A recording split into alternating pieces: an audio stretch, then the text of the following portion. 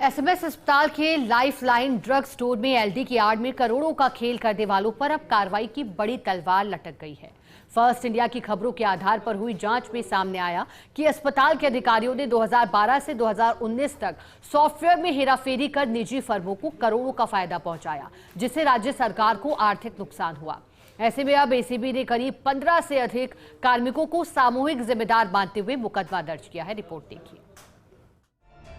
SMS अस्पताल में मरीजों को सस्ती दवाओं की उपलब्धता के लिए जो लाइफलाइन अस्तित्व में आई, उसे अस्पताल के कर्ता धर्ताओं ने मरीजों की सेवा के बजाय कमाई का जरिया बना लिया। ये कोई हमारा आरोप नहीं, बल्कि एसीबी की प्राथमिक जांच में सामने आए तथ्यों की बानगी है।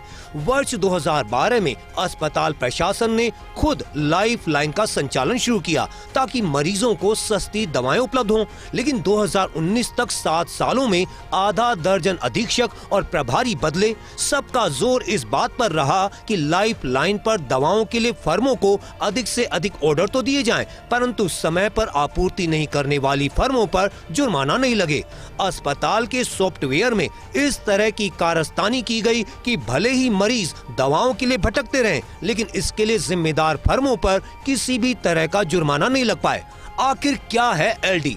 अस्पताल की लाइफलाइन के लिए पैनलिस्ट फर्मों को मरीजों की मांग के हिसाब से ऑर्डर दिया जाता है। इन फर्मों को निश्चित समय में आपूर्ति करनी होती है। आपूर्ति में देरी होने पर मरीजों को मजबूरी में बाजार से महंगी दर पर दवाएं लेनी पड़ती हैं। इसके लिए दवाओं की आपूर्ति में लेट लतीफी पर फर्मों पर जुर्माने का प्रावधान है। तय समय से जितने दिन लेट आपूर्ति होती है, उसी हिसाब से पेनल्टी बढ़ती जाती है। नियमानुसार सप्लायर को वर्क ऑर्डर मिलने के 8 दिन के अंदर दवा पहुंचानी होती है और देरी होने पर 2.5% से 10% तक पेनल्टी का प्रावधान है। इस नियम के तहत 7 साल में निजी फर्मों पर 5.06 करोड़ की वसूली बनी, लेकिन जब मामला एसीबी तक पहुंचा तो आनन फानन में वसूली शुरू हुई, लेकिन तब तक अधिकांश फर्मों का भुगतान हो चुका था। नतीजन अस्पताल प्रशासन 3.63 करोड़ रुपए ही वसूल पाया।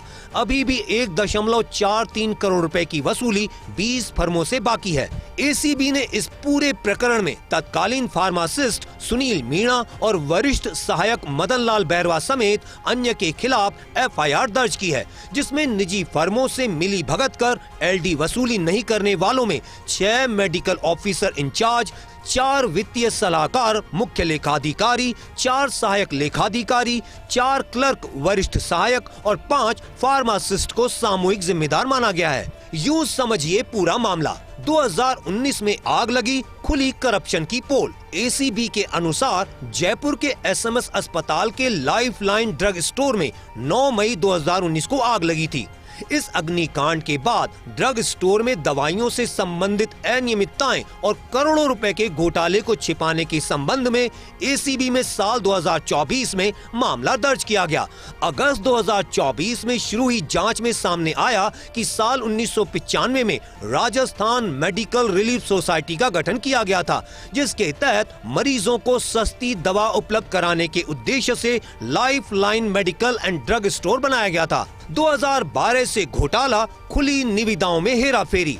एसीबी के अनुसार lifeline medical and drug store पहले ठेकेदारों द्वारा संचालित किए जाते थे, लेकिन 2013 में एसएमएस अस्पताल ने इन सभी मेडिकल स्टोरों का संचालन स्वयं शुरू कर दिया।